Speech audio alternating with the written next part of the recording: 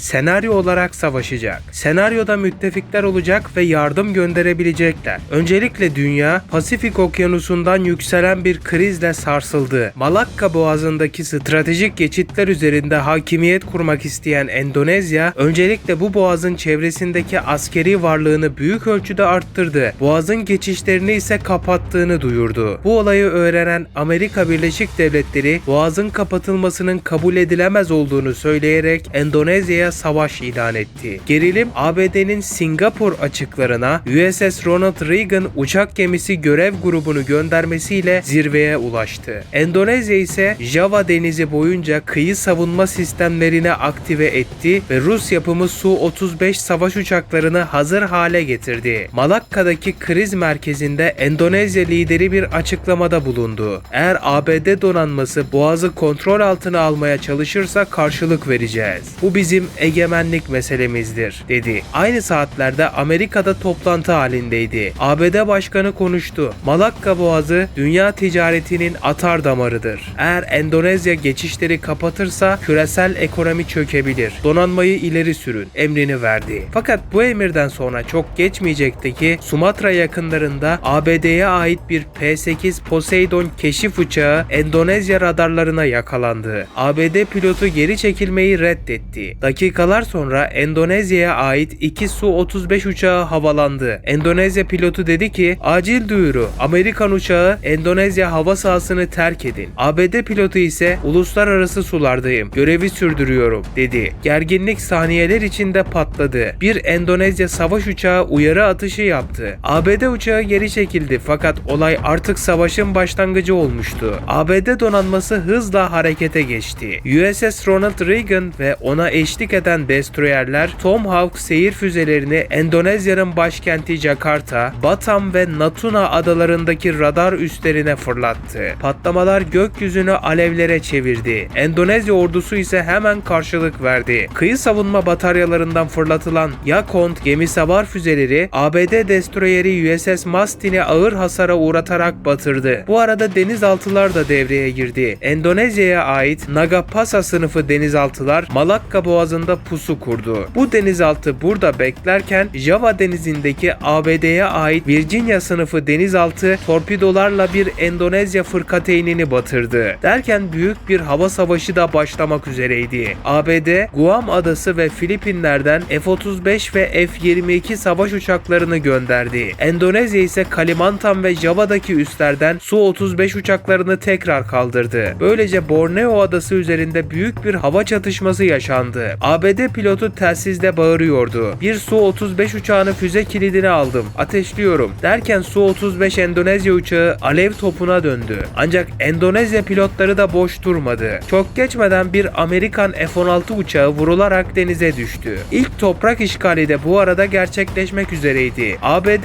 Endonezya'nın deniz kontrolünü kırmak için Natuna adalarına amfibi çıkartma planı hazırladı. ABD deniz piyadeleri gece yarısı çıkartma yaptı. Yoğun çatışmaların ardından bu adalar ABD kontrolüne geçti. Derken Amerikan sözcüsü açıklama yaptı. Natuna adaları artık güvenli bölge ilan edilmiştir. Endonezya başkanı ise Amerika topraklarımızı işgal etti. Bu savaş artık sınırlı değil, dedi. Endonezya ordusu karşı saldırı için hazırlık yaptı ve Borneo adasına 50.000 civarında asker sevk etti. Avustralya ise bu arada Amerika Birleşik Devletleri'nin yanında bulunuyordu. ABD buradaki üslerden Endonezya topraklarına füzeler fırlatıyordu. Çin ise Endonezya'yı desteklediğini açıkladı. Ardından Çin R-2 füzelerini Endonezya'ya gönderdi. Ayrıca Çin, Endonezya'ya Avustralya ve Filipinler'de bulunan ABD üslerinin yerini istihbarat olarak verdi. Endonezya ise bu gönderilen füzeler için Çin'e teşekkür ettikten sonra Avustralya ve Filipinler'deki birçok ABD üssünü hedef aldı. Savaş yalnızca cephede değildi. ABD,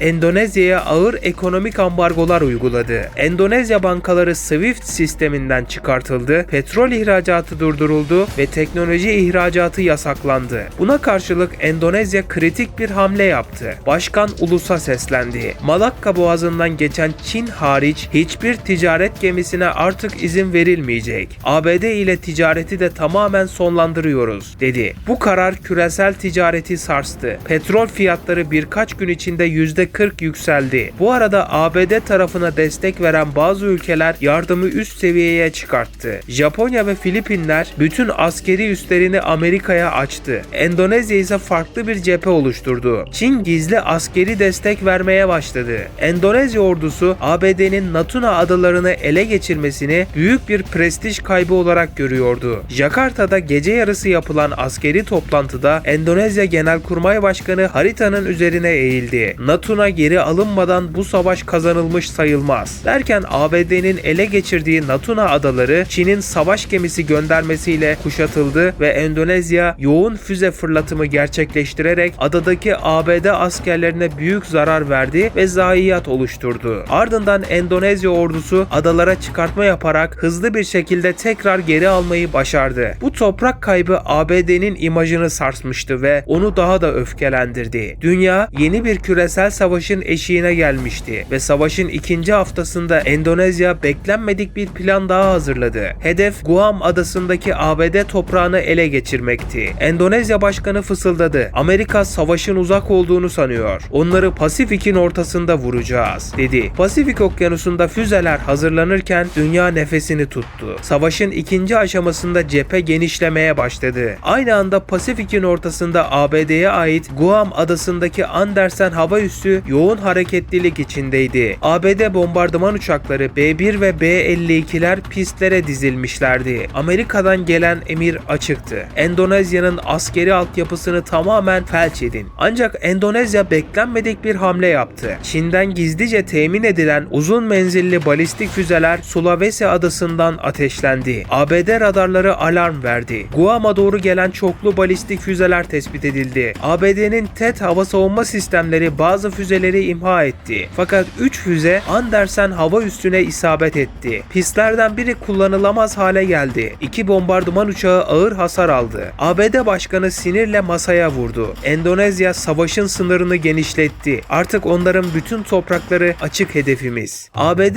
Endonezya'nın hava gücünü kırmak için Kalimantan bölgesindeki hava üslerine büyük saldırı başlattı. ABD, Endonezya'nın hava gücünü kırmak için Borneo bölgesindeki hava üslerini F-35 hayalet savaş uçaklarıyla nokta atışı saldırılar başlattı. Dakikalar içinde Endonezya'ya ait 5 savaş uçağı daha pistte imha edildi. Bu arada ABD çok geçmeyecekti ki Endonezya'ya bağlı Papua adasına askeri kara ordusunu indirdi. Adanın yarısına kadar hızlıca ilerleyen Amerikan kuvvetleri Endonezya ordusunun buradaki direnişiyle karşılaştı ve karasal çatışmalar başlamıştı. Karasal çatışmalar burada sürerken Endonezya'dan beklenmedik güçlü bir hamle geldi. Çin'in de desteğiyle Amerika'ya bağlı Guam adalarına gizlice ulaşan Endonezya donanması buraya çıkartma gerçekleştirdi ve çok kısa bir sürede ele geçirdi. Böylece adadaki bombardıman uçakları Endonezya'nın eline geçtiği için çok avantajlı bir konuma ulaştı. Endonezya ordusu bu B-52 bombardıman uçaklarını adadan kaldırdı ve kendi topraklarındaki Amerikan ordusunu vurmaya başladı. Fakat Avustralya üzerindeki Amerikan uçakları da ayrıca bombardıman uçaklarını kaldırdı ve Papua adasındaki Endonez ordusunu vuruyordu. Çatışmalar bir süre devam etti. Çin'in asker desteği vermesinden sonra Amerikan ordusu hızla Papua adasından süpürüldü. Fakat ABD çok sinirlenmişti ve nükleer bomba atmaya karar verdi. ABD, Borneo ve Papua adalarına 6 adet nükleer bomba fırlattı. Böylece savaşın dozu nükleere evrildi. Nükleer bombaları yiyen Endonezya savaşı kaybetti. Guam adalarından çekildi ve kalan toprakları ABD komutasındaki liderliğe geçti. Böylece savaş sona erdi. İzlediğiniz için teşekkürler. Daha fazla savaş videoları ve senaryoları için kanala abone olup bildirimleri açmayı unutmayın. Bir sonraki videoda görüşmek üzere.